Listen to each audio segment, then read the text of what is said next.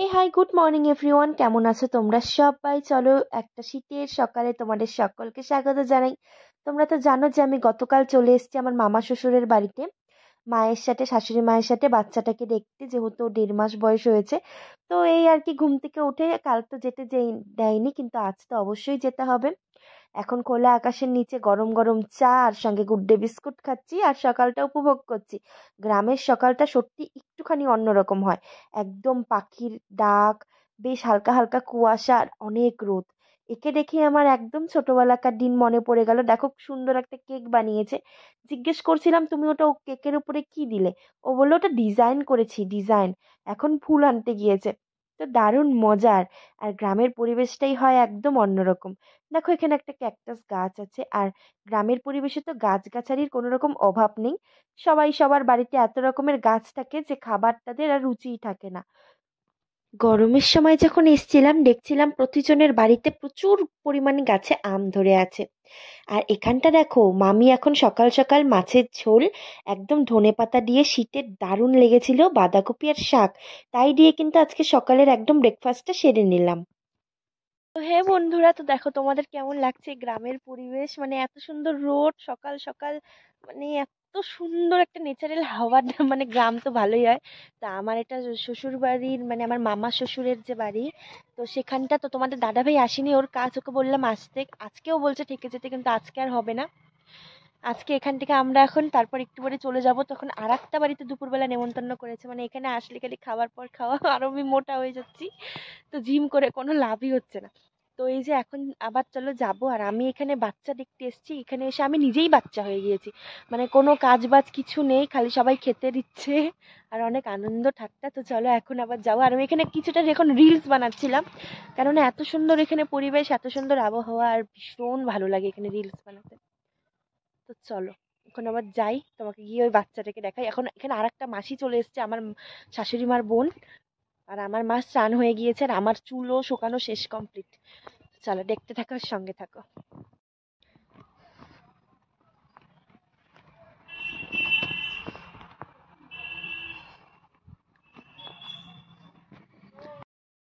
বাড়ি ঢুকেই দেখি এই যে একদম 1.5 মাসের ফুটফুটে সন্তান, একদম তার ঠাকুমার কোলে, দেখো কি সুন্দর রোদ্দুটা পাচ্ছে আর কি কিউট হয়েছে না দেখতে।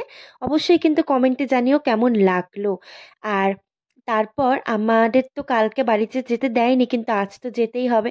তো চলো শেষবারের মতো সবকিছু ঘুরে নিই। এখন চলে এসেছি একটা বড় মামার বাড়ি।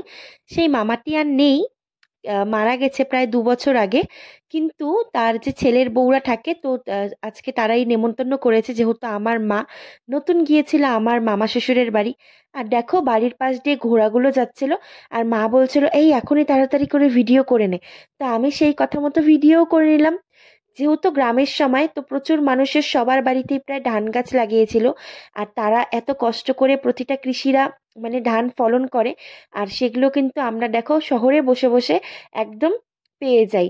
তো ঘরেই আমরা পেয়ে যাই, কিন্তু এটা করা যে কতটা কষ্টকর সেটা তো তোমাদেরকে কালকেও দেখিয়েছি আর আজকেও। দেখো এখন বোঝাই করে করে ধান নিয়ে যাচ্ছে, তারপর সেদ্ধ করবে, সকালে উঠে শুকোবে, তারপর ধানের থেকে চাল বের করবে, কতই না খাটনি। তো এসব করতে ওদের কতটা কষ্ট হয় বলো। তো গ্রামে গেলে বোঝা যায়, আর শহরে থেকে তো আমরা কিছুই দেখতে পাই না। তা আমার কতটা সৌভাগ্য যে আমি এগুলো সবকিছু দেখতে পাচ্ছি। আর দেখো কত ধান বোঝাই করে রেখেছে। এখন দেখো চলে এসেছি পাশেরই এক বাড়ির নার্সারি আছে, আর এত সুন্দর নার্সারি তো আমি আমার জীবনে দেখিনি। তাদের বাড়িতেও এসে দেখি এই দেখো ধান। তারা তো অবশ্য লোক ভাড়া করে চালগুলোকে একদম ঢুকিয়ে ঢুকিয়ে নিচ্ছে। আর এত পরিমাণে ধান কি বলবো। আর তাদেরই দেখো বাগানের এই যে নার্সারি, এই ফুলগুলো, চলো কি এখন কি তোমাদেরকে গো? নিয়ে যাই সেই নার্সারিতে। হ্যাঁ,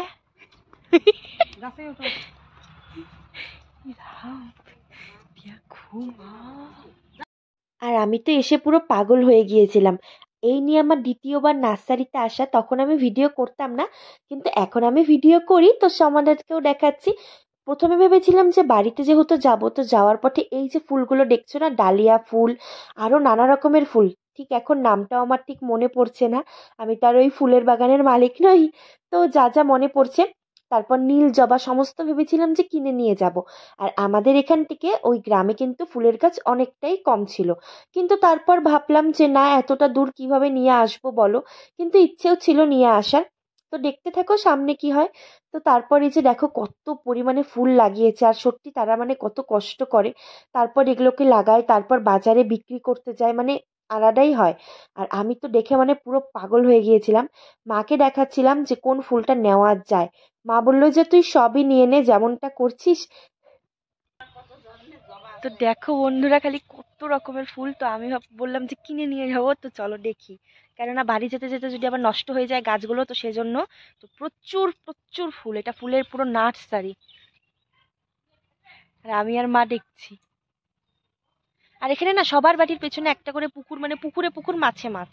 দেখো এই যে আর একটা পুকুর, মানে সবার বাড়ির পেছনে পেছনে পুকুর।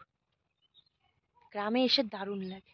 এতক্ষণ পর দেখো খুঁজে খুঁজে আমার এই ফুলটা চোখে আসে, আর বলি যে এই ফুলটা কিনে নিয়ে যাব। তো সবকিছু ঠিক হয়, তারপর শুনি মানে যে ফুল বাগানের মালিক, তো তিনি বলেন যে এই ফুলগুলো কিন্তু শুধুমাত্র শীতেরই ফুল, শীতের পরে কিন্তু এগুলো পাপড়ি সবগুলো ঝরে যাবে, গাছও মরে যেতে পারে যদি খুব অযত্ন হয়। তো তারপর আমি আবারও পিছিয়ে গেলাম যে না থাক বাবা, দাম দিয়ে কিনে নিয়ে যাব, তারপর যদি এরকম হয়। তো আমি একটু ভয় পেয়ে গিয়েছিলাম। আমি বললাম বৌদিটাকে যে এই গাছগুলো আমি নিব। তো বৌদিটা বলছে 10 টাকার থেকে ডালিয়া শুরু, মানে সব গাছ তো ওগুলো শীতের পরে মরে যাবে। আর এখানে প্রচুর, মানে এত সুন্দর নার্সারি। চলো এবার ভিতরে ঢুকেছি, তোমাদেরকে দেখাই।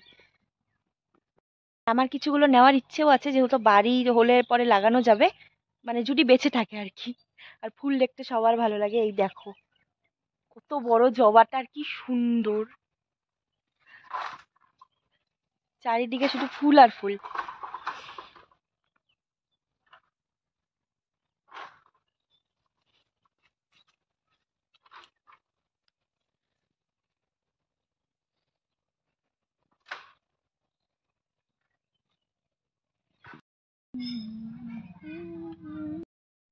ফুল বাগান দেখা হয়ে গিয়েছে, তো এখন আমরা আবার বাড়ি চলে যাচ্ছি, যেহেতু বিকেল ঘনিয়ে এসছে, আমাদের কিন্তু আবার বাড়ি যেতে হবে প্রায় 1 ঘন্টা। ফুল বাগান থেকে ফুল আনিনি, কিন্তু দেখো বক ফুল ঠিকই নিয়ে এসেছি বড়া খাওয়ার জন্য। বিষয়টা কেমন হাসির না? তো তারপর এই যে বই বড় মামার বাড়িতে যে দুপুরবেলা আমাদেরকে নেমন্তন্ন করেছিল, আমরা খেতে দেখো চলে এসেছি। আর বড় মামার বাড়িটা না মানে আগেকার দিনের অনেকটা বড় এরিয়া নিয়ে, দেখো এদিকে কল, এত বড় জায়গা, তার ওদিকে বাড়ি, তার পেছনে বাড়ি, মানে এলাহি ব্যাপার আর কি, গ্রামের বাড়ি।